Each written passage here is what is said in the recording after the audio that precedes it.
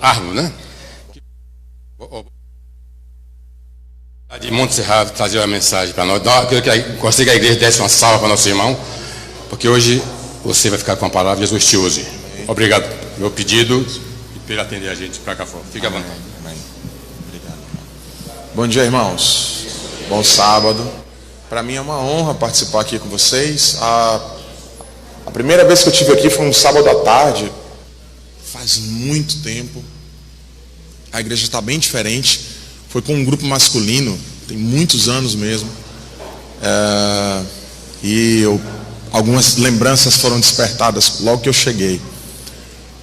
Eu estou feliz pelo convite, apesar de ter sido por tabela. Mas eu estou muito feliz. Eu espero que esses instantes aqui seguintes sejam tão especiais para vocês quanto costuma ser para mim. Eu quero convidar vocês para fazer uma oração, mas sem antes dizer também o quanto estou feliz por ter encontrado aqui meus conterrâneos, Rive e Lucimara. Nós nos conhecemos há muitos anos. Lucimara então me viu pequenininho, né, Lu? E também o Washington, a esposa e a sogra dele. Eu estou feliz também de revê-los. Vamos orar?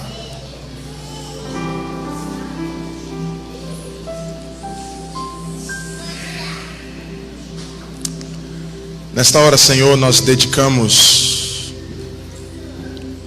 o nosso corpo, a nossa mente, a nossa alma, para que o Senhor receba em suas mãos, que o Senhor nos aperfeiçoe, que o Senhor potencialize o nosso intelecto, a nossa inteligência.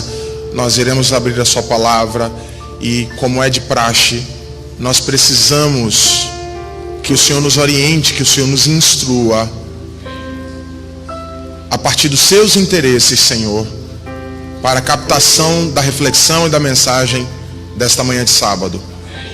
Queremos que os seus interesses sejam defendidos. Não queremos de maneira nenhuma que os nossos interesses interfiram na interpretação da mensagem desta manhã.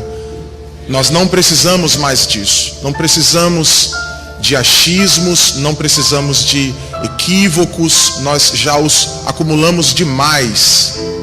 O que precisamos é de uma explanação clara da sua mensagem, da sua palavra, e de uma maneira muito especial nós suplicamos ao seu Espírito que não permita de nenhuma maneira, de nenhuma hipótese, que minhas próprias convicções interfiram na transmissão da sua palavra. Que o assim diz o Senhor seja declarado nesta hora, para a sua honra, a sua glória e para a manifestação da sua vontade.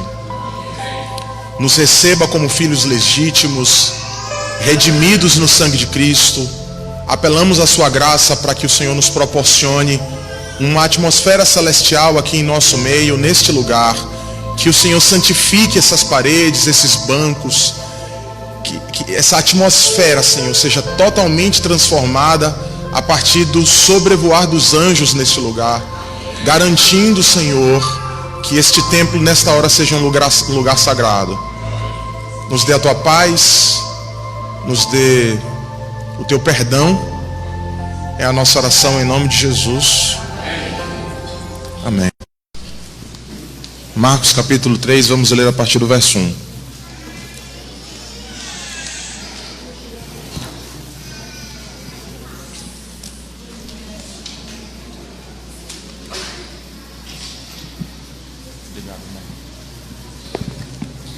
Agora está melhor.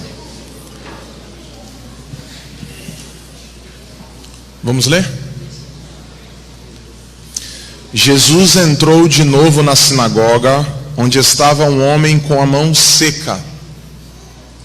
Havia aí algumas pessoas espiando para verem se Jesus ia curá-lo em dia de sábado, e assim poderem acusá-lo. Jesus disse ao homem da mão seca: levante-se e fique no meio. Depois perguntou aos outros: o que é que a lei permite no sábado? Fazer o bem ou fazer o mal? Salvar uma vida ou matá-la? Mas eles não disseram nada. Jesus então olhou ao seu redor, cheio de ira e tristeza, porque eles eram duros de coração. Depois disse ao homem: estenda a mão. O homem estendeu a mão e ela ficou boa. Logo depois os fariseus saíram da sinagoga, junto com alguns do partido de Herodes, e faziam planos para matar Jesus. Na obra política do Aristóteles, ele alvorece o pensamento dizendo assim: o homem é o animal político. Aristóteles é um dos grandes expoentes do pensamento racionalista, empirista, deste lado do meridiano. Você pode não ter tido a chance de ler nada do Aristóteles, mas é muito fácil eu pensar que você já ouviu falar dele aqui nesse lado do mundo. Então, em sua obra política, quando ele vai descrever os meios dos seres humanos conviverem, ele começa o seu pensamento a partir de uma premissa. Essa é a premissa: o homem é um animal político. Ele quis dizer que nós não possuímos todas as qualidades necessárias para viver sozinho. Isso é naturalmente comprovado, né? Até mesmo a abordagem criacionista dá conta desta premissa. Deus não te abasteceu de todas as faculdades, de todas as qualidades, de toda a cognição necessária para você sobreviver sozinho. Uma vida solitária é uma vida extremamente difícil, né? Como o ser humano também foi abastecido com o interesse pela longevidade, pela vida longa e plena, é mais fácil e é possível proporcionar essa longevidade à vida que não quer existir sozinha, né? Ainda pela abordagem criacionista, que é a nossa abordagem, eu vou lembrar para vocês que quando Deus terminou de criar o homem, ele notou uma marca no semblante de Adão que lhe era estranha, era a solidão. E o que ele disse a esse respeito? Não é bom que o homem esteja só, né? Far-lhe-ei uma ajudadora, far-lhe-ei uma companheira. E vocês conhecem a história. Dali Deus proporcionou a Adão uma companheira, e a partir daí veio a premissa de crescer e multiplicar e povoar o mundo. E essa premissa se arrasta durante a criação. Quando Deus cria os animais, ele cria macho e fêmea. Porque a ideia de existir só seria possível a partir do convívio, a partir do compartilhamento de faculdades, de inteligências, e isso é claramente definido. Quando Caim estava diante de Deus, depois do fratricídio, Deus o amaldiçoa, de acordo com a tradição bíblica, e Caim sai errante pela terra, como o próprio Deus havia dito. E a primeira atitude de Caim é estabelecer uma cidade, é suspender muros, né? Na tradição oral, a Caim é o primeiro edificador de uma cidade, porque ele sabia que seria mais fácil se ele estacionasse, né? Quem teve a chance aí de ler Homo Sapiens, foi um best-seller que foi muito divulgado ano passado, do Harari. Ele fala disso, né? Ele fala que a primeira revolução, depois da revolução cognitiva, que é a capacidade do homem perceber-se no mundo, perceber a sua existência, foi a revolução agrícola, que é a partir do momento em que ele para num lugar e constitui a sua sobrevivência a partir desse compartilhamento de potencialidades, de talentos. Assim é possível conviver, né? Nós convivemos em sociedade e, se você me permitir, convivemos em comunidade. A igreja é uma comunidade, né? Nós estamos aqui tentando sobreviver, compartilhando nossos dons. O próprio Cristo vai fazer ressalvas a esse respeito. O próprio Paulo também vai fazer ressalvas a esse respeito. Que nós temos que procurar os melhores dons e que nós temos que aperfeiçoar os nossos dons. Então, a convivência dentro da igreja é uma forma de dizer que nós estamos fazendo justamente aquilo que está na premissa bíblica básica, e como eu usei o argumento, né, na premissa aristotélica. Nós estamos convivendo e tentando tornar uma vida do outro mais fácil. Em tese, seria isso. A educação é o princípio humano que desperta os valores que são fundamentais para a convivência. Você é educado para que esses valores, para que a sua maneira de enxergar o mundo, para que a sua maneira de estar diante do outro seja possível e que nessa relação de um para com o outro, nós possamos coexistir da melhor forma possível.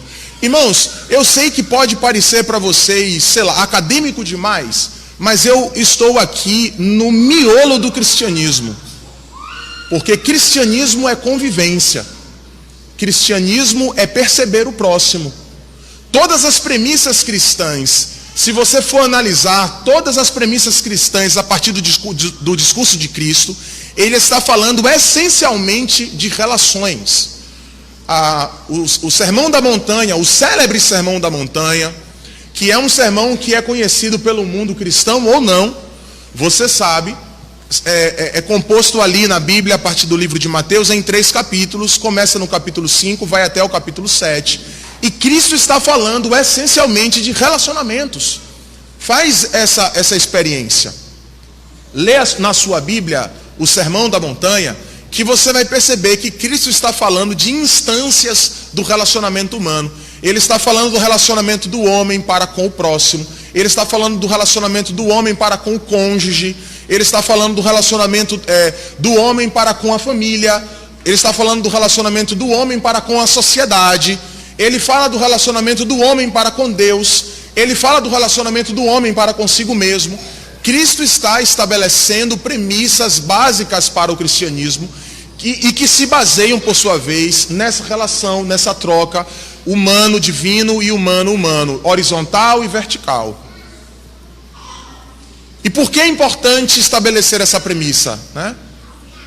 É porque diante da reflexão desta manhã, eu preciso criar uma espécie de expectativa para que o que eu tenho a dizer faça sentido.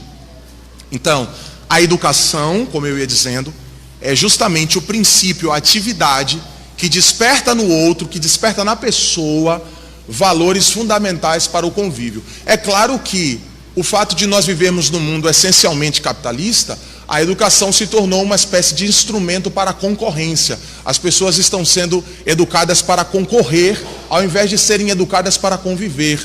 Esse é um outro assunto. Mas a educação, ela serve justamente para tornar a nossa vida mais fácil. O ponto é que a educação cristã, ela cometeu alguns enganos. E eu não estou falando de enganos do ponto de vista cristão. Não estou falando disso. Eu estou falando que os homens do seu tempo, e eram homens do seu tempo, estavam diante de verdades que também eram verdades do seu tempo. E que com o passar do tempo, essas verdades foram se aperfeiçoando, mas o ponto de vista não alterou. Nós não acompanhamos na mesma velocidade o aperfeiçoamento dessas verdades. Elas ainda são verdades, mas nós não acompanhamos o momento em que elas foram se aperfeiçoando, de modo que hoje a interpretação do cristianismo em nosso meio, ela é extremamente legalista. Ela não consegue distinguir o importante do essencial. Ela não consegue. É uma interpretação legalista porque ela é baseada pura e essencialmente em doutrinas. Não que essas doutrinas devam ser dispersas do nosso convívio. Não é isso. Mas é que elas ocupam um lugar na nossa vida que deveria ser o lugar do outro, que deveria ser o lugar de valores humanos. E eu vou lhe dar um exemplo. Há 5 semanas, eu estava pregando em eu fui convidado para pregar em uma das nossas igrejas, e eu tive uma experiência muito ruim de racismo por parte de uma das diaconisas. Eu estava no quarto pastoral, e assim, eu não vou dizer o que aconteceu exatamente, porque é nojento, e não é só nojento, eu tenho uma certa vergonha disso. Eu tenho vergonha de perceber que nesse momento a nossa igreja se tornou um lugar para onde as pessoas vão para se sentirem mal. E não deveria ser assim. Esse é um lugar que você vem para adorar o Criador. Esse é um lugar que você vem para se sentir amado. Não é um lugar que você vem para se sentir desprezado. Então eu estava lá sentado e eu tinha um sermão, tinha um tema, e aconteceu uma situação, e o modo como a irmã lidou me deixou muito aborrecido, de modo que naquela manhã de sábado eu alterei o discurso e falei sobre racismo. E o problema dela comigo foi por causa da minha aparência, mais especificamente por causa do meu cabelo.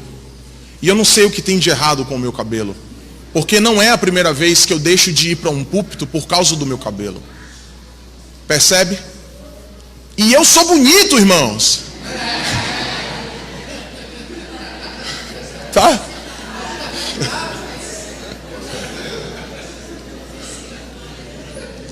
Entendeu, irmã? Já aconteceu de me convidarem para pregar numa igreja e ter todo um requisito para ser preenchido, e eu estou me referindo a requisitos doutrinários. E tem todo um requisito para ser preenchido. A irmã me convidou e passou para mim um checklist. Tudo bem, olha gente, eu não bato de frente. Não bato, eu respeito. Eu estou aqui, eu faço parte desta igreja desde berço. Eu vi quando as coisas foram tomando outras formas. Eu vi quando esse discurso foi recebendo outra perspectiva. Então eu respeito. Eu já cheguei num lugar para pregar, e foi numa época da minha vida em que eu estava ainda assim, eu estava desempregado. Foi uma época complicada da minha vida, e eu não tinha terno. E eu cheguei para pregar numa igreja, e a irmã chegou, o primeiro diácono chegou e falou: cadê o seu terno? Eu falei: irmão, está na loja, eu ainda não tive condição de comprar. E ele passou um sermão para mim, porque ele já tinha me visto pregando lá algumas vezes, e ele disse: você é um pregador nato, você precisa se concentrar nisso, segurar o dinheiro aí do lanche, sabe, e concentrar para você comprar um terno. Não está certo você ir para frente da igreja sem um terno. Eu falei: irmão, se o irmão tiver um terno para me emprestar, eu uso, não tem problema. E vocês sabem como é terno de quarto pastoral? Sabe como é terno de quarto pastoral? Não é? Que tipo, ninguém doa, chega na loja, compra um terno bonito, alinhado e doa. Não, você não quer mais, aí você doa. Aí me trouxeram um terno xadrez, azul celeste com branco, e era de veludo. Estou falando sério. Eu vesti, estava batendo aqui, irmãos. Ele disse: só tem esse. Eu vesti, vocês acham que eu vesti o terno? Irmãos, quando eu saí do quarto pastoral, a igreja caiu da risada. Eu cheguei lá na frente, fiz uma piada. Algumas pessoas dizendo para eu tirar, eu falei: não, tá tudo bem, vamos pensar na mensagem. Eu preguei com terno azul celeste com branco, xadrez, irmãos. Graças a Deus ainda não existiam celulares com câmeras como hoje, senão eu tinha virado meme. E eu preguei. Então eu não enfrento esse tipo de conduta. Eu me entendo que nós temos aqui na nossa igreja pelo menos 3 gerações enfrentando perspectivas. Eu entendo que as pessoas que estão aqui antes de mim têm seus pontos de vistas, e eu respeito. O que eu não tolero é quando esses pontos de vistas valem mais do que o amor por outra pessoa. Isso daí é desprezível. Porque Cristo não deu autoridade para a igreja para ostentar uma verdade que seja maior do que esta. O próprio Cristo que disse isso. Quando pediram para Cristo traduzir a lei, e era uma sociedade extremamente orgulhosa das suas leis, né? Era obstinada, era uma sociedade que tinha interesses de que aquelas leis fossem obedecidas à risca. Eles eram viciados nessa coisa de obedecer à lei. E por mais de uma vez pediram a Cristo para traduzi-la. E as traduções de Cristo dizem: olha, você tem dois paradigmas aqui que são irrecorríveis e irrevogáveis. O primeiro é que você tem que amar a Deus sobre todas as coisas, tá? Isso daqui não é discutível. A segunda que também não é discutível: você tem que amar o seu próximo como a você mesmo. Não há nenhuma verdade, absolutamente nenhuma, que sobreviva a um escrutínio que não coloque uma hierarquia em que elas sejam menores do que essa. Não existe.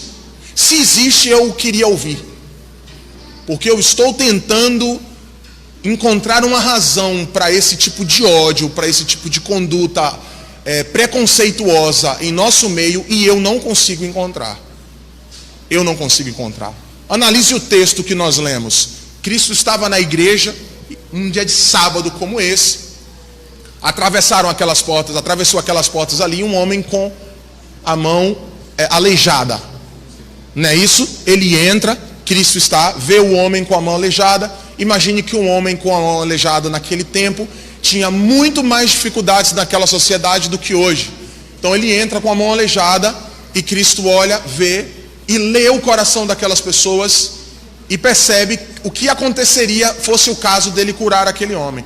Irmãos, eu estou falando do sábado. Eu não estou falando de outra, não é nem doutrina. Eu não estou falando de outra verdade. Eu estou falando do sábado. Cristo olha para eles e anuncia um conceito que segue com uma cura.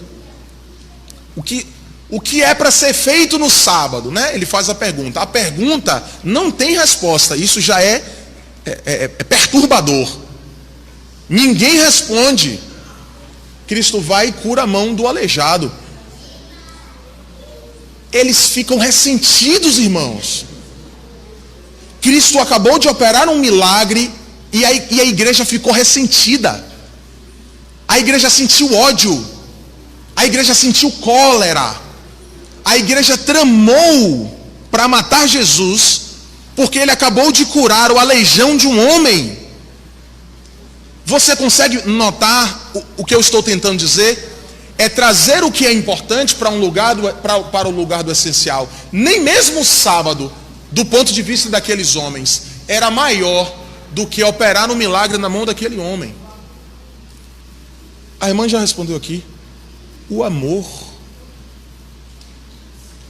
é a premissa universal, básica da convivência e do cristianismo. É o amor. Sabe o que é triste? É que isso daqui não é novidade. Isso que eu estou falando não é novidade. Então nós estamos há 2000 anos. Estamos há 2000 anos ressignificando doutrinas. Nós estamos há 2000 anos discutindo cortes de cabelo, a decência das mulheres, porque não discute a decência dos homens. Discutimos a decência das mulheres, discutimos brincos, pintura, maquiagem. Há 2000 anos nós estamos discutindo isso. E a gente não discutiu homofobia, a gente não discutiu racismo, a gente não discutiu nenhuma dessas coisas. De modo que quando uma pessoa está diante da outra, da condição de líder, ela tem uma premissa. Essa premissa ela é doutrinária. Ela não é baseada em valores humanos, valores de convivência. Não é. Por quê? Porque a educação cristã, ela foi semeada desse jeito. É por isso que a nossa fama é tão ruim. É por isso que o nome de Cristo é atirado para a lama. Porque nós temos uma fama de opressores. Porque a gente não entendeu o que está tão claro na palavra. Eu fiquei tão feliz com a lição desse trimestre.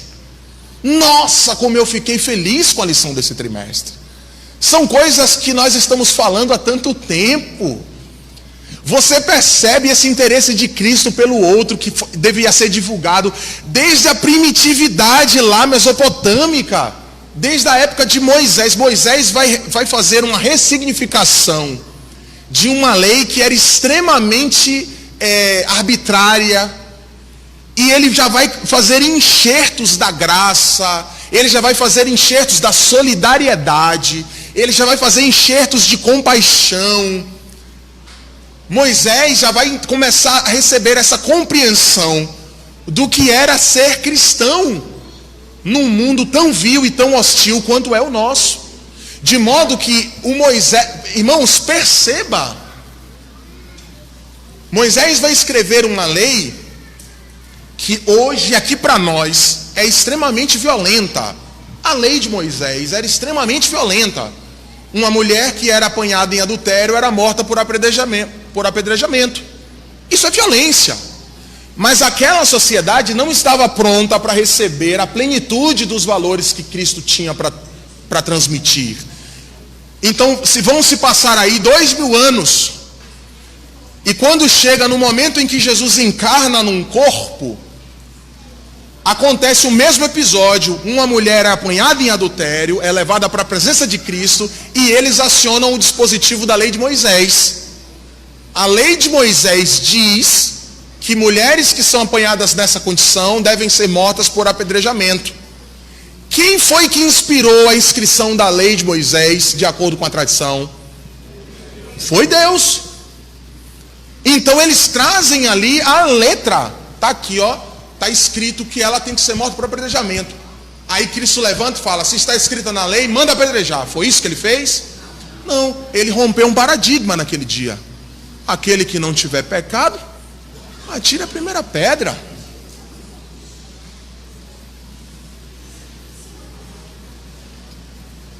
Como é que você desconstrói isso? Está tão claro aqui. O espírito da lei. A lei mata, mas o espírito vivifica. Jeremias capítulo 7. Cristo vai encontrar uma sociedade também extremamente apegada a toda a liturgia sacerdotal, o serviço do santuário, toda aquela coisa. Jeremias capítulo 7. Jeremias vai diante do templo num dia de festividade universal e emite um discurso. Lê o discurso de Jeremias, irmãos. Lê o discurso de Jeremias, capítulo 7, de 1, eu acho que é a 11. Jeremias vai estar denunciando a hipocrisia da igreja. E me permita fazer uma ressalva. A nossa igreja, como instituição, ela não apoia esse tipo de conduta. Tá?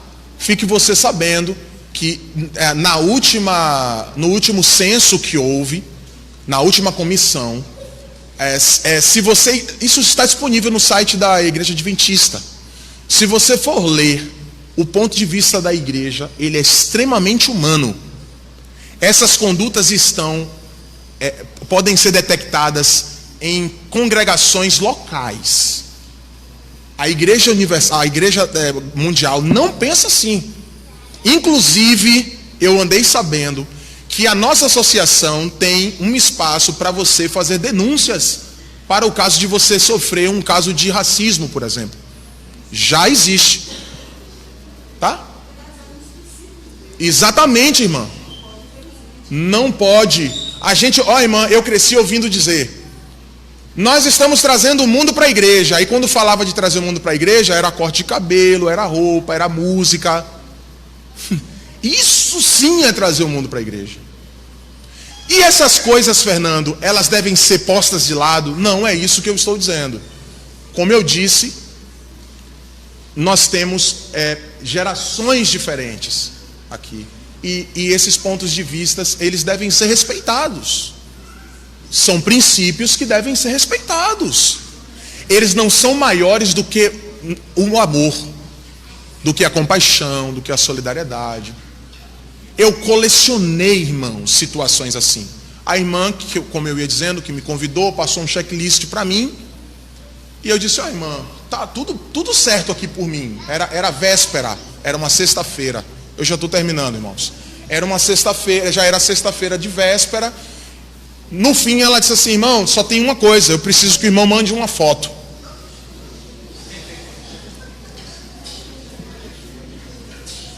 Bom, peguei a foto que é perfil do meu WhatsApp e mandei para ela. E aí, irmãos? Irmão, não vai poder. Não vai poder, irmã? Não.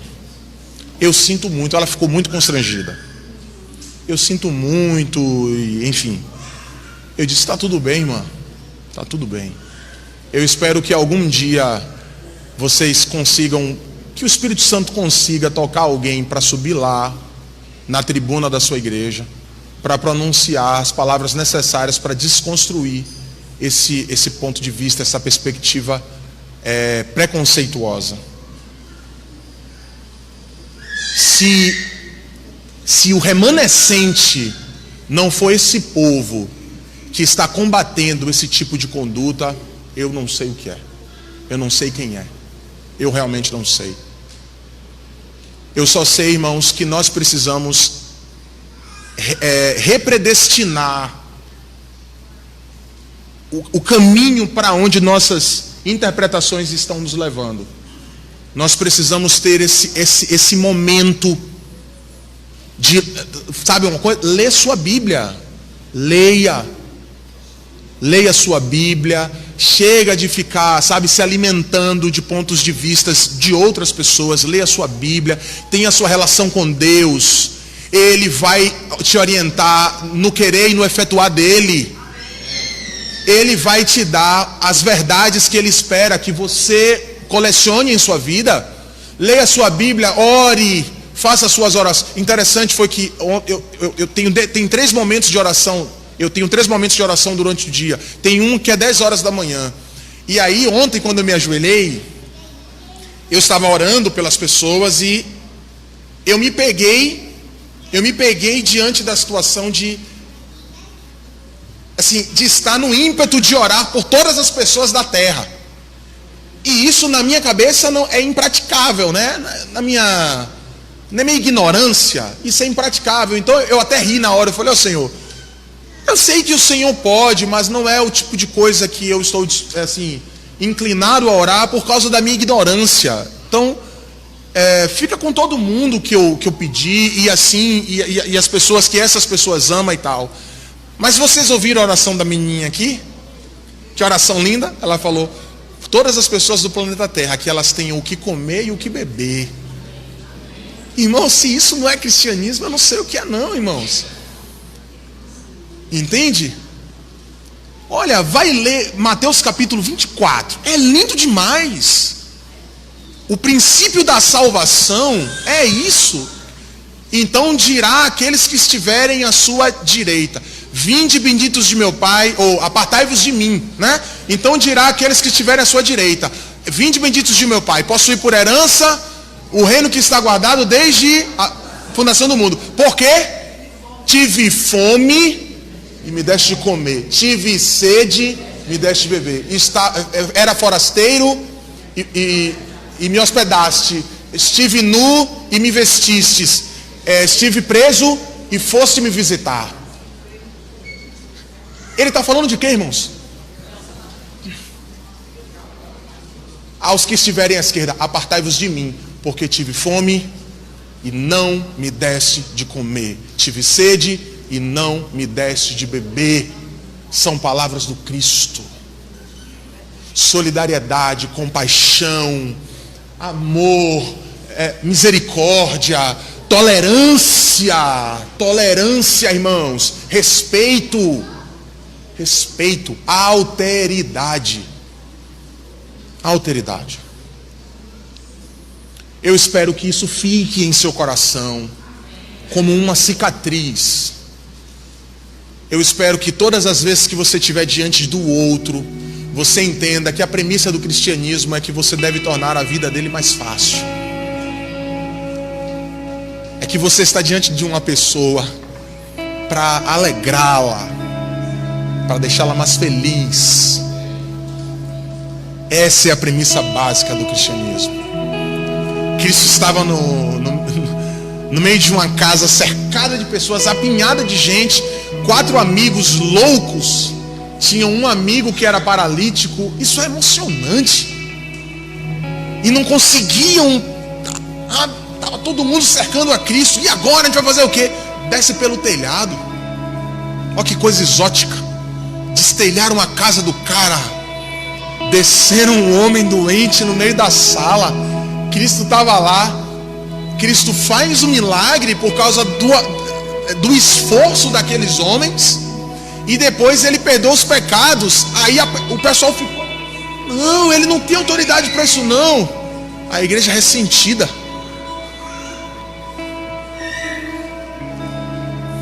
Que o Senhor nos abençoe nesse propósito. Que você seja um exército, um soldado no exército de Emanuel, para desatar essas amarras miseráveis que o mundo tem imposto nas pessoas. Que você seja um instrumento de salvação na vida das outras pessoas, né? Cada um salvando um, não é? Mas como é que você vai salvar aquele que é objeto dos seus preconceitos? Você não salva, você oprime. Que o Senhor nos abençoe, que nos dê a plenitude dessas verdades, para que possamos ser verdadeiramente, genuinamente cristãos. Nós temos uma música para encerrar. Cadê ele? Venha, negão.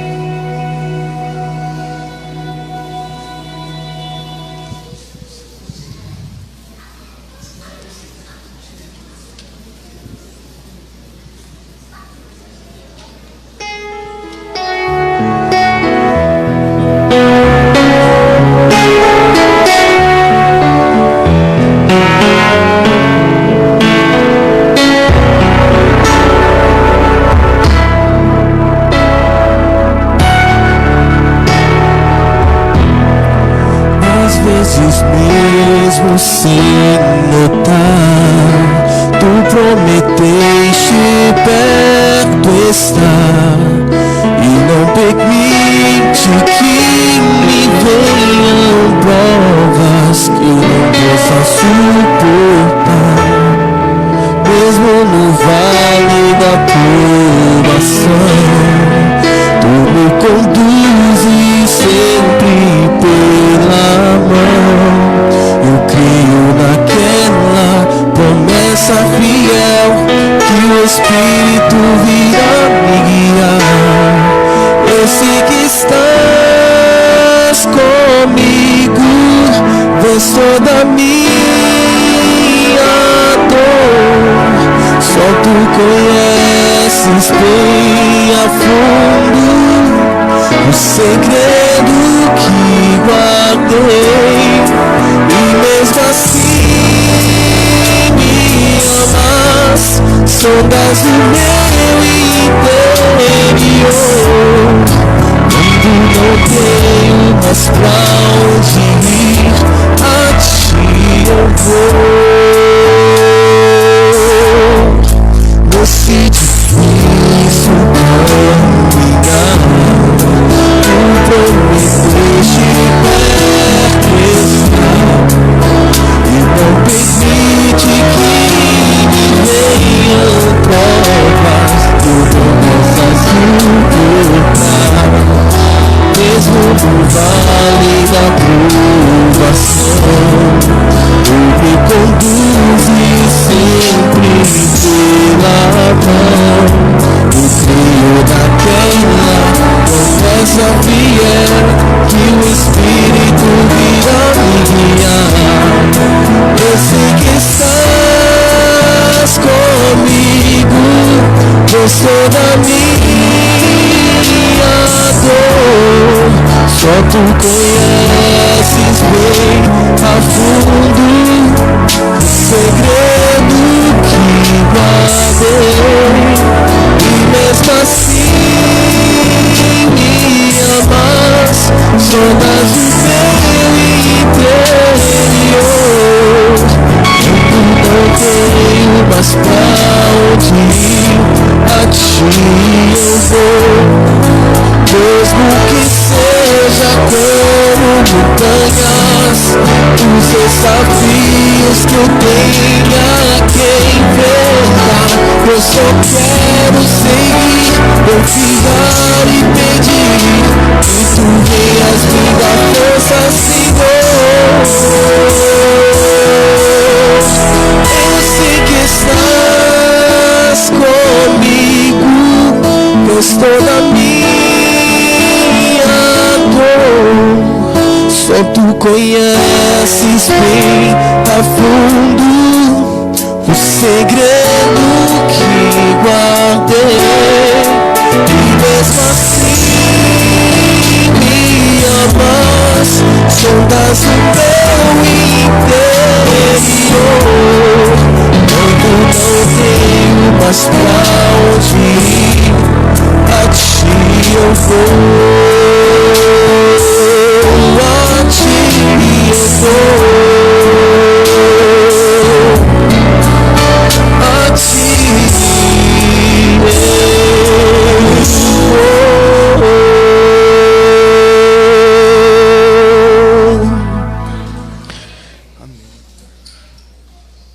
Vamos orar, irmãos? Nós agradecemos pela manifestação da sua palavra. E tudo que suplicamos nesta hora é que seu Espírito faça frutificar aquilo que é seu. Que seu Espírito faça, Senhor, com que esta reflexão produza os frutos dignos do Evangelho, a fim de que, Senhor, haja transformação em nossas vidas e nós possamos nos parecer mais contigo a cada dia. Abençoe esta igreja neste lugar, abençoe a liderança, conceda sabedoria, Senhor. Abençoe o pastor dessa igreja, conceda sabedoria, a fim de que esta igreja aqui nesta vizinhança seja uma extensão das suas bênçãos para todos aqueles que aqui habitam. Nos dê, Senhor, também discernimento de como nos aproximarmos da sua palavra. Sempre, sempre, Espírito Santo, nos dê capacidade de leitura, de interpretação. Nos momentos em que estivermos com dúvidas, coloque as pessoas certas para dissolver essas dúvidas, a fim, Senhor, de que a sua igreja progrida num único ideal, que é a salvação da nossa vida e da vida das outras pessoas que estiverem em nosso raio de ação. Nos dê a tua paz, é a nossa oração em nome de Jesus. Amém.